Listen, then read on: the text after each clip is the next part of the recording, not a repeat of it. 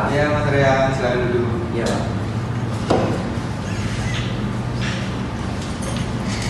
Oke, selamat pagi Mas Rian.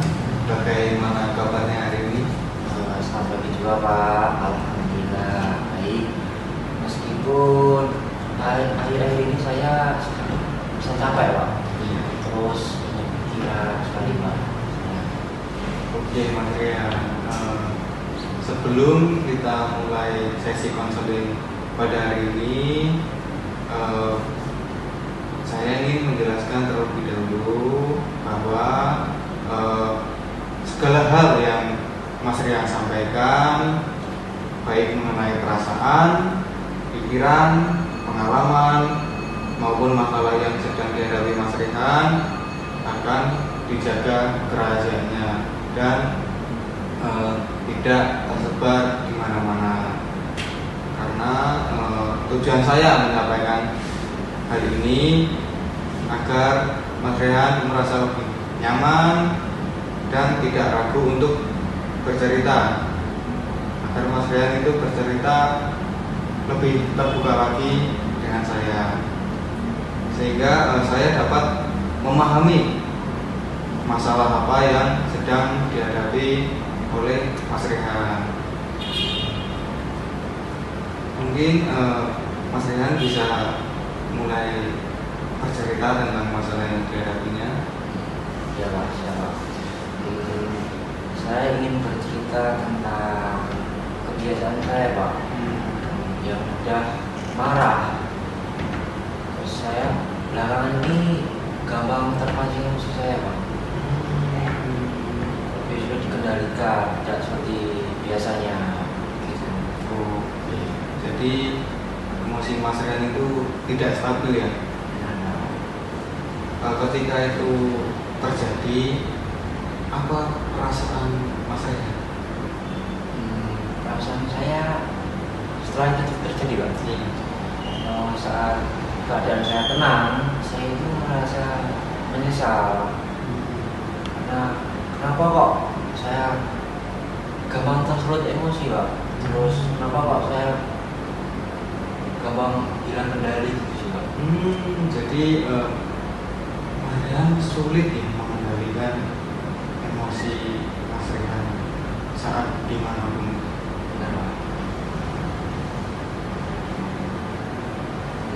Terus biasanya saya langsung, kalau ada teman-teman yang suka bercanda berlebihan, saya itu gampang emosi, Pak. Terus apalagi kalau teman-teman yang berbeda pendapat, saya langsung emosinya meningkat, Pak.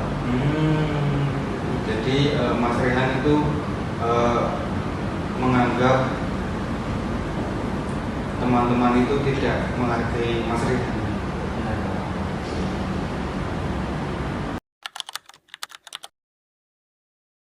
Baik, sejak kapan Mas Rehan merasa kalau emosi Mas Rehan itu tidak bisa dikendalikan? Kira-kira sudah sekitaran akhir-akhir bulan ini, Pak. Saya merasa perubahan itu terjadi secara perlahan, Pak. Apakah ada kejadian tertentu sehingga membuat Mas Rehan sulit mengendalikan emosinya? Kalau kejadian, tidak ada kejadian yang benar-benar besar, Pak, yang saya alami. Hanya saja saya merasa banyak tekanan dari berbagai hal, dan lama-lama membuat saya banyak merasa tertekan, Pak. Kalau boleh tahu nih, tekanan seperti apa yang membuat Mas Rehan merasa sulit mengendalikan emosinya? Tekanan dari sekolah, Pak. Dari sekolah seperti tugas yang sering menumpuk, dan kadang saya tugas banyak itu wah Pak dalam pandemi. Terus kalau di rumah juga orang tua berharap saya mendapatkan nilai yang bagus, sehingga saya merasa harus selalu memenuhi harapan mereka Pak. Bagaimana perasaan Mas Rehan ketika mendapat tuntutan tersebut? Perasaan saya merasa tertekan Pak, dan takut mengecewakan orang tua saya Pak. Terus kadang saya juga merasa lelah karena harus memikirkan banyak hal dari pikiran saya Pak. Terus tanggung jawab saya gitu. Apakah Mas Rehan pernah bercerita kepada orang tua kalau Mas Rehan sedang menghadapi masalah? Untuk selama ini belum pernah Pak. Saya merasa tidak enak kalau harus mengeluh Pak. Jadi biasanya saya kalau ada masalah biasanya saya simpan sendiri Pak. Jadi selama ini Mas Rehan itu memendam masalahnya sendiri. Menurut Mas Rehan, apakah memendam masalah itu dapat mempengaruhi emosinya Mas Rehan? Sepertinya iya sih Pak. Karena semakin lama saya pendam, saya jadi lebih sensitif terhadap hal kecil yang saya hadapi gitu. Saya mau bertanya nih Mas Rehan, selain kepada teman-teman yang ada di sekolah, apakah Mas Rehan juga pernah emosi kepada orang lain? Selain teman-teman saya, biasanya adik saya Pak yang ada di rumah. Apa yang biasanya Mas Rehan marah? Apa yang biasanya membuat Mas Rehan marah kepada adiknya Mas Rehan? Biasanya marah karena hal-hal kecil sih Pak. Seperti biasanya memakai barang saya tanpa izin, terus atau mengganggu saya saat sedang belajar Pak. Apakah kemarahan Mas Rehan itu sesuai dengan masalah yang dihadapi atau tidak? Kalau dipikir-pikir lagi setelah saya tenang Pak, sebenarnya tidak. Kadang masalahnya kecil, tapi reaksi saya saat marah itu terlalu besar Pak.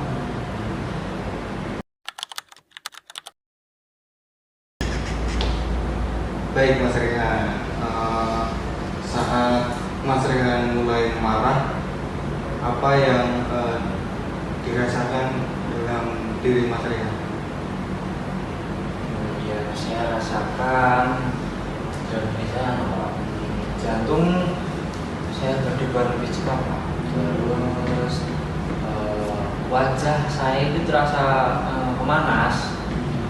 Terus tiba-tiba tanpa kesadaran saya, tangan saya suka mengepal sendiri Pak. Jadi Mas Rehan itu merasakan jantung yang berdebar, wajah mulai memanas, dan juga tangannya itu mengepal sendiri. Nah, apakah sebelum Mas Rehan merasakan itu kan harusnya ada tanda-tandanya? Apakah Mas Rehan menyadari tanda-tanda itu sebelum Mas Rehan tersulut emosi? Iya Pak. Saya sebenarnya sadar Pak kalau emosi saya itu mulai menaik. Terus tetapi saya sering mengabaikan Pak. Saya tuh bingung harus bagaimana saat emosi saya naik. Ketika tanda-tanda itu muncul, apa yang biasanya Mas Rehan lakukan? Saya biasanya langsung meluapkan amarah saya Pak. Rasanya saat itu rasa yang saya rasakan ini segera saya keluarkan Pak. Ini meluapkan emosi saya. Saya merasa apa yang saya rasakan itu harus dikeluarkan gitu Pak. Jadi Mas Rehan tahu ya ada tandanya dan Mas Rehan juga merasakannya, tetapi dalam diri Mas Rehan itu langsung ingin mengeluarkan ya. Oh, apakah kemarahan Mas Rehan bisa menyelesaikan masalah? Tidak Pak. Justru saat saya sedang marah, saya rasa malah masalah itu malah tambah besar Pak, semakin besar. Oke. Jadi Mas Rehan marah, masalah itu semakin besar dan kemana-mana ya. Benar Pak. Kalau boleh tahu masalah seperti apa ya? Beberapa teman jadi menjaga jarak Pak. Terus mereka mungkin takut Pak kalau saya itu udah tersinggung, udah marah. Jadi teman-teman saya itu seperti menjaga jarak dari saya. Jadi mereka lebih takut jika berbicara dengan saya Pak. Oke, jadi Mas Rehan itu bisa dikatakan dijauhi ya dengan teman-temannya. Benar Pak. Bagaimana perasaan Mas Rehan setelah mengetahui teman-teman semakin menjauh dari Mas Rehan? Perasaan saya sedih sih Pak. Sebenarnya saya itu ingin berteman baik dengan teman saya. Tapi sikap saya itu sendiri yang makin teman-teman saya jadi lebih gak enakan sama saya Pak. Jadi Mas Rehan itu aslinya punya keinginan ya untuk berhubungan baik dengan teman-teman yang lain. Benar Pak. Saya lebih dekat aja ya Pak, seperti dulu lagi Pak. Dekat dan nyaman dengan teman-teman yang saya temani gitu. Tapi cara yang selama ini Mas Rehan gunakan justru membuat hubungan Mas Rehan menjadi kurang baik. Iya Pak, saya baru menyadari Pak, kalau kemarahan saya itu ternyata membuat orang lain tidak nyaman Pak terhadap saya.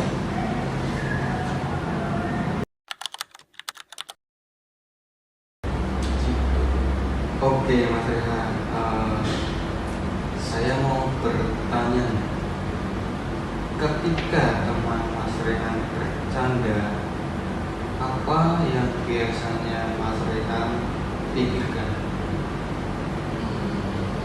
Saya sering berpikir kalau mereka itu sengaja mengejek saya Pak, dan atau tidak menghargai saya. Jadi Mas Rehan itu selalu berpikir kalau teman-teman ketika bercanda itu menjelek-jelekkan Mas Rehan. Ya Pak. Tapi apakah mereka selalu bermaksud merendahkan Mas Rehan? Kalau dipikir lagi tidak sih Pak, tidak soal seperti itu. Tapi pernahkah Mas Rehan salah memahami atau salah paham dengan teman-teman Mas Rehan? Pernah. Setelah dijelaskan ternyata mereka hanya bercanda biasa Pak, dan tidak berniat menyakiti saya. Jadi mereka hanya bercanda ya. Apakah mungkin gini, saya mau bertanya, apakah mungkin sebagian kemarahan Mas Rehan itu muncul karena penafsiran yang terlalu cepat? Kalau saya pikir, iya Pak. Saya sering langsung gimana ya Pak? Saya sih langsung berasumsi negatif tanpa mencari tahu terlebih dahulu maksud sebenarnya yang dilakukan teman-teman saya kepada saya gitu. Nah, menurut Mas Rehan sendiri, apakah setiap masalah harus diselesaikan dengan kemarahan? Tidak Pak. Saya merasa sadar marah itu bukan cara terbaik dalam menyelesaikan masalah yang saya alami. Mungkin Mas Rehan ada cara lain dalam menyelesaikan masalah tanpa dengan kemarahan? Mungkin cara lebih baik mungkin bisa bicara dengan baik-baik, lebih tenang dan menjelaskan apa yang sedang saya rasakan dan saya alami. Jadi lebih terbuka lagi ya. Coba. Bagus sekali Mas Rehan. Dengan cara seperti itu mungkin masalah dapat diselesaikan tanpa ada kemarahan. Mungkin ada cara yang lain lagi. Saya bisa menenangkan diri saya terlebih dahulu, terus sebelum merespon sesuatu yang membuat saya kesal Pak. Jadi saya harus lebih tenang, lebih santai dalam menyikapi sesuatu yang saya kesal. Oke, jadi lebih bisa mengendalikan emosi diri. Nah, bagaimana perasaan Mas Rehan jika mampu mengendalikan emosi diri Mas Rehan dengan lebih baik? Mungkin saya lebih merasa tenang ya Pak. Terus lebih nyaman, lebih rileks saja Pak. Dan hubungan saya bersama teman-teman saya lebih nambah, lebih dekat, lebih baik.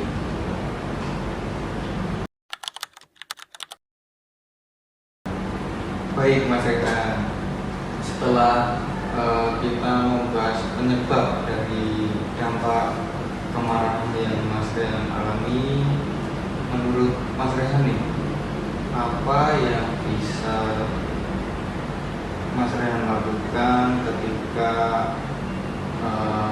mulai merasa emosi?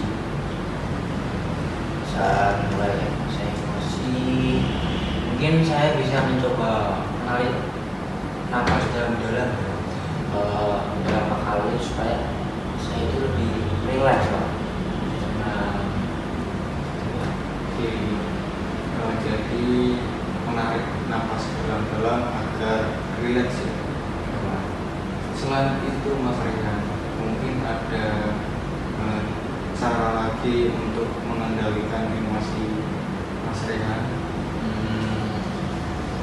apa ya Pak ya? Saya bisa diam sebentar dan tidak langsung menjawab ketika sedang kesal.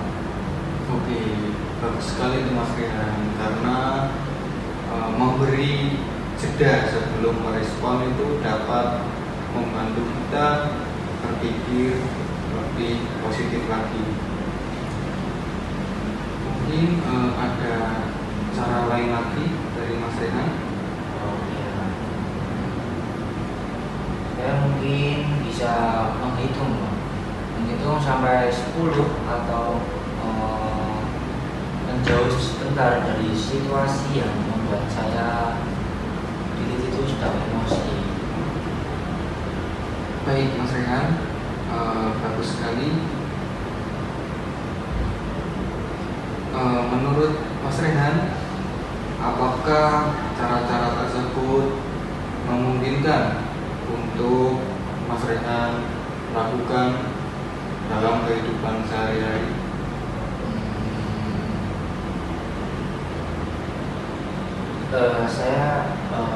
Saya rasa bisa, Pak.